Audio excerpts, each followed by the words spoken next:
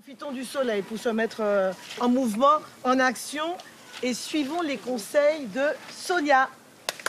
Au boulot! Si Nicole d'Église est directive, c'est parce qu'elle est en mission pour le label Église verte, un label obtenu grâce au chantier Ecclésiam 2020, santé et bien-être. Positionnez vos plans, allez-y, comme vous avez l'habitude de faire. Voilà. Nous sommes dans le jardin paroissial au quartier Redoute de Fort-de-France.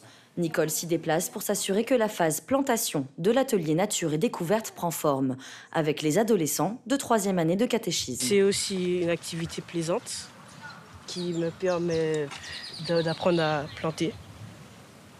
Donc je pourrais le reproduire peut-être après avec mes parents. Les agriculteurs, ils ont du courage de faire ça. Oui, parce que sans eux, on n'aurait pas de légumes. Et aussi, c'est pour la terre, parce que les plantes apportent de l'oxygène aussi. Sonia est la catéchiste. Avec ce jardin, c'est l'occasion pour elle de sensibiliser les jeunes au respect de la nature. Cette activité agroécologique leur donne la dimension de la création, ce que Dieu nous a donné, puisqu'il faut restaurer la nature aujourd'hui. On ne peut pas planter pour planter. On leur dit qu'il faut qu'on plante à dimension humaine. Ce potager existe depuis 1 an et fait la fierté des adolescents et des paroissiens qui aiment y retrouver le jardin créole d'antan. Autre jour, autre potager. Dans le quartier Terre-Saint-Ville de Fort-de-France, Nicole a rendez-vous à l'Arche, une association qui accompagne les personnes porteuses de handicap. Ici, c'est un jardin biologique cultivé par les résidents.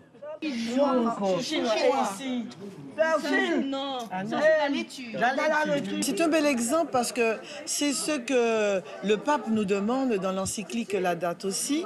On prend soin de soi, des autres et de la création. Nous en sommes les gardiens. Donc la personne qui est porteuse de handicap, elle entre aussi dans cette démarche-là. On est gardien de la terre. L'Église nous a mis à disposition un bout de terrain pour qu'on puisse faire notre jardin partagé.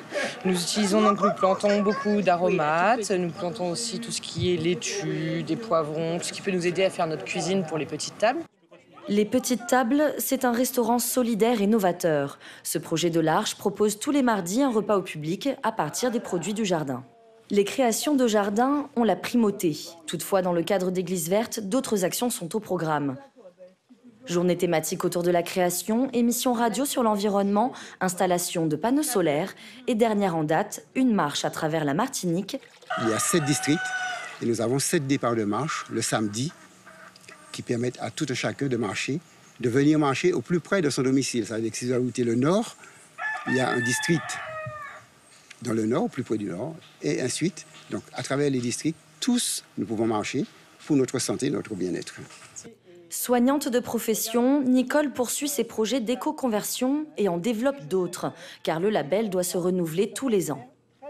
Il y a encore beaucoup de travail, surtout pour entrer dans la dynamique au niveau du mode de vie et entrer dans la conversion intégrale, comme demande le pape François. Mais nous avons des petits projets et des petits pas. Le chantier santé et bien-être d'Ecclésiam 2020 a permis à la Martinique d'atteindre le niveau figuier du label Église verte. Nicole ne relâche pas les efforts. Prochaine démarche qui lui tient à cœur, organiser des covoiturages pour aller à la messe.